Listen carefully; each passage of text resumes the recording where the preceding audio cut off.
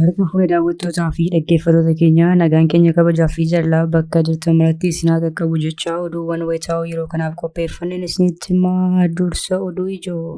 Bilxiginnaan akkuma kanaan dura gochaa ture qabata waraana bilisummaa Oromoo qulqulleessuu jedhuun uummata irraa tajaajila bilbilaa fi intarneetii addaan kutuun dhiittaa mirga namoomaa hamaa irratti raawwachaa jiraachuun saaxilame.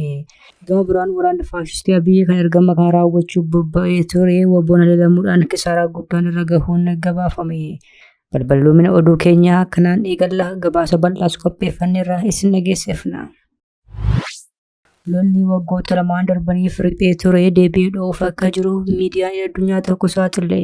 Lolli lubbuu namoota miliyoona walakkaa ol galaafatee fi miliyoona hedduu ammoo qeerraa buqqaasee kun jalqabuuf irra gaheera jedhame. Raayyaan ittisaa impaayiraattii humna namaa baay'ee fi meeshaalee waraanaa gurguddaa kana daangaatti butaa akka jirutu gabaafame. Sochii kaba impaayiraattiitti jiruu fi muddama uumame kan isin dhageessifnu ta'a. Qondaalli faannoo kan dhiyeenya kana bilxiginnaatti harka kennatan hidhaa umurii guutuun adabamuu akka danda'an gabaasaalee bahan addeessan. Dhimma qondaala waraanaa raayyaa ittisaa impaayiraattii fi faannoo duraanii kana qorachaa kan ture manni murtii federaalaa akka itti himataniin balleessaa raawwatanii jechuun adabbii irratti mure. Qondaalli kun eenyu kan jedhu dabalatee gabaasa bal'aa qopheeffanneerra kan balballoomsinu ta'a. Dhaabbata mootummoota gamtoomanitti koreen dhimma daa'immanii ibsa baaseen Itoophiyaa keessatti dhiittaan mirga namoomaa daa'imman irratti raawwachaa jiru hammaachuu eeruun hatattamaan dhaabbachuu akka qabuu fi itti gaafatamummaan mirkanaa'uu akka qabu gaafate. Dhaabbatichi akeekkachiisa kana kan kenne qorannoo Itoophiyaa dabalatee biyyoota ja'a keessatti geggeessaa ture wayita ifoomsettidha. Kanas ni dhageessu. Qondaalonni olaanoon Ameerikaa fi Iraan muddamni gidduu isaanii erga lolatti qajeeluu mala jedhamee sodaatameeti Omaanitti wal arguun marii eegaluu fi mariin kun Iraan lammiilee ishee mormii bahaa irratti haleellaa jabeessite jennaan Ameerikaan waraana ishee gara giddu gala bahaatti ergitee booda dhagahame. Kanas kan balballoomsinu ta'a. Odeeffannoo wayitaawaa impaayera Itoophiyaa fi Oromiyaa keessaa argachuuf toora YouTube chaanalii kanaa sabiskiraayib, laayik, sheer taasisaa jechaan gara oduu bal'inaan qopheeffanneetti isin dabarsa. Bilxiginnaan akkuma kanaan dura gochaa ture qabata waraana bilisummaa Oromoo qulqulleessuu jedhuun uummata irraa tajaajila bilbilaa fi intarneetii addaan kutuun dhiittaa mirga namoomaa hamaa irratti raawwachaa jiraachuun saaxilame. Gama biraan waraanni faashistii Abiyyee kan ergama kana raawwachuuf bobba'ee ture wabboon haleelamuudhaan kisaaraa guddaan irra gahuun gabaafame. Bilxiginnaan irra deddeebiidhaan waboo balleessuuf dhaadachaa turus waraanichi humnaa fi hidhannoo isaa jabeeffachuun hanga sabbataa fi sulultaatti dhufee loluun sirna Minilik faarsu bilxiginnaa kana kokkee qabeera. Rifaatuu guddaa keessa kan jiru bilxiginnaanis tibbana gaafa wixataatii kaasee haga guyyaa har'aatti aanaalee godina Salaalee hedduu keessa tajaajila bilbilaa fi intarneetii addaan kutuun Oppireeshinii waraana bilisummaa Oromoo qulqulleessuu gaggeessaa akka jirutu gabaafame. Aanaalee akka Dagamu, Kuyyuu, Hidha Bu'aa Bootee fi warra jaarsota tajaajila kun addaan cituu kan himan jiraattonnii fi hoggantoonni Itiyoo Telekoom sababa maaliif akka addaan citee ifatti dubbachuu baatanis rakkoo nageenyaan akka wal qabatuu fi qabata waboo sakattaana jedhuun akka ta'e ifoomsaniiru. Odeeffannoon diriiraan qaqqabe akka ifoomsutti yoo ta'e ammoo waraanni bilisummaa Oromoo loltoota faashistii Abiyyee kan barcuma aangoo dhuunfaa tiksuuf bobbaatee hawaasni gargaaratu kana hedduu ishee haleeluudhaan irraa ajjeesuu, madeessuu fi kan ammoo fayyaatti harkaan qabuun boojuu agarsiisa. Bilxiginnaan kanaan dura yeroo hidhattoonni finxaaleeyyii faannoo ilma Oromoo godina kana keessatti akka hoolaatti ciibsanii qalancal jedhee ilaalaa ture kan jedhan jiraattonni amma muddamnitti hammaannaan maqaa waboon uummata gadirsaa jira jedhu jiraattonni yaada isaanii kennan. Bifuma wal fakkaatuun naannoo Amaaraa keessattis bilxiginnaan tajaajila bilbilaa fi intarneetii addaan kutuudhaan oppireeshinii garee finxaaleeyyii faannoo irratti geggeessaa jiraachuun gabaafame. Hayyoonni bilxiginnaa kanaan dura walgahii jimmatti ta'ame irratti bilxiginnaan loogirraa bilisa Oromoos ta'e Amaaraa walqixa diroon haleela jechuun inni yaadatama. አሁን ደግሞ ያለን መንግስት አሁን ከብሔሮቹ ኦቶኖመስ ሪሌቲቭ ኦቶኖሚ ያለው ለዚህም ነው ኦሮሚያ በድሮን ይደበድባል፣ አማራ ክልል ይደበድባል። የሚያዳላ የሚያማይሆኑ አንድ ቦታ ብቻ ነው የሚመጣው። Lolli waggoota lamaan darbaniif riphee ture deebi'ee dhoof akka jiru miidiyaan addunyaa tokko saaxile. Lubbuu namoota miliyoona walakkaa ol galaafatee fi miliyoona hedduu ammoo qeerraa buqqaasee kun jalqabuuf fiixee irra gaheera jedhame. Raayyaan ittisaa impaayirtii humna namaa baay'ee fi meeshaalee waraanaa gurguddaa gara daangaatti achi akka guuraa jirutu dhagahame. Miidiyaan idil addunyaa The Economist jedhamu akka gabaasetti raayyaa ittisaa impaayirtii naannolee daangaa Tigraayitti humna waraanaa guddaa fi meeshaalee waraanaa geejjibsiisaa jira.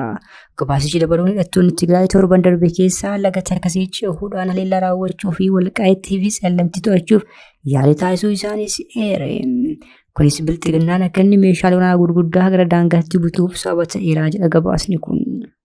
Kunis TPLF koriidarii Sudaan to'achuun fedhii dhuunfaa isaa galmaan gaachuuf yaalii taasisuu isaa agarsiisaa kan jedhe The Economist bilxiginnaan kan rifachuun humna guddaa garasitti bobbaasuu eere.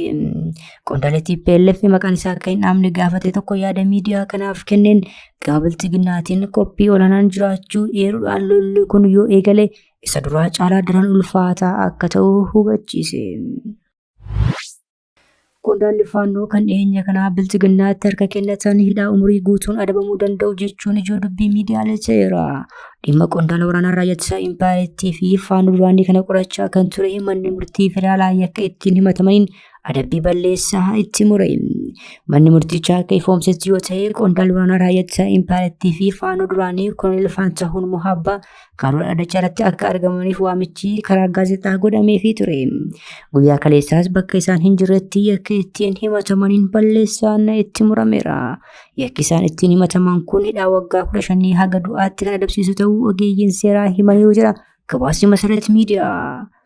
Dhaddachi kaleessaa kun cufaatti yookaan bakka isaan jirretti haaluma duraan eegalamee kan geggeeffame yommuu ta'u isaan dhiyeenya kana harka kennachuu isaanii hordofee seeratti ni dhiyaatu jedhamee eegama. Guyyuma kaleessaa ammoo miidiyaaleen bilxiginnaa gareen koloneel Faantahuun Mohabbaan durfamu ajandaa isaanii Komishinii marii biyyoolessaatti galfachuun komishinicha simateera jechuun gabaasaa turaniiru. Gama tokkoon qondaalota bilxiginnaa wajjin suuraa ka'aa kan oolan koloneelichi gama biraan ammoo adabbiin balleessummaa irratti darbeera. Koloneel Faantahuun Mohabbaa torbaanota muraasa dura bilxiginnaatti irra kennatan yommuu ta'u yeroo isaatti yaada miidiyaaleef kennaniin qabsoon faannoo Shaabiyaa TPLF fi Masriidhaan butamuu himanii turan. በዋነኛነት ይህን ትግል በበላይነት የሚመሩት ወይም ደግሞ ተጠልፋል የተጠለፈውም በህወሓት በሻቢያና በግብጽ ነው።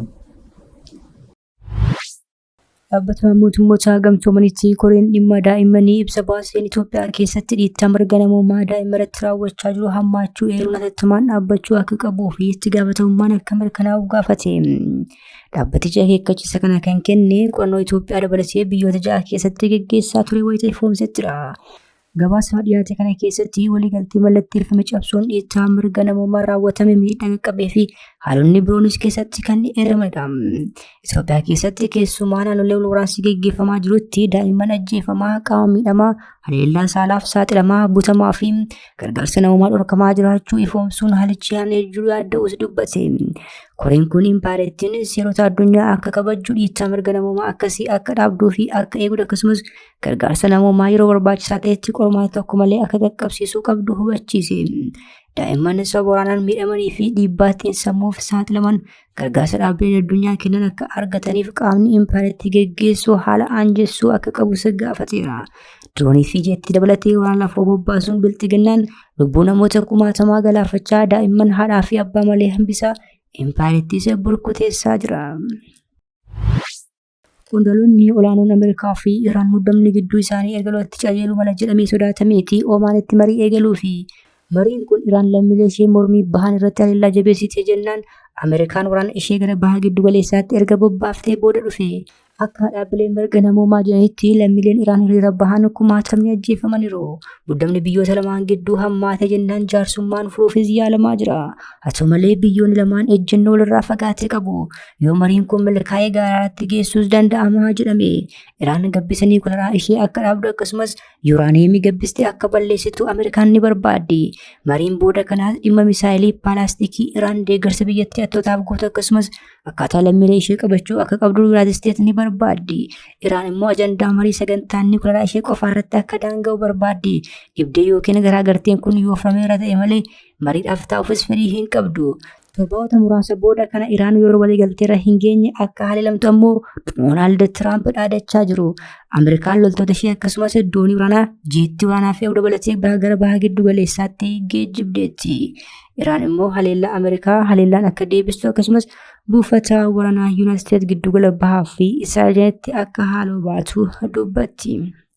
Egaan kabajamtoota hordoftoota keenya oduun sa'aatii kanaaf qabanne dhiyaannee kana gaammaatti hordofaa ture. Oduu biraan hanga walitti deebinutti nagaatti.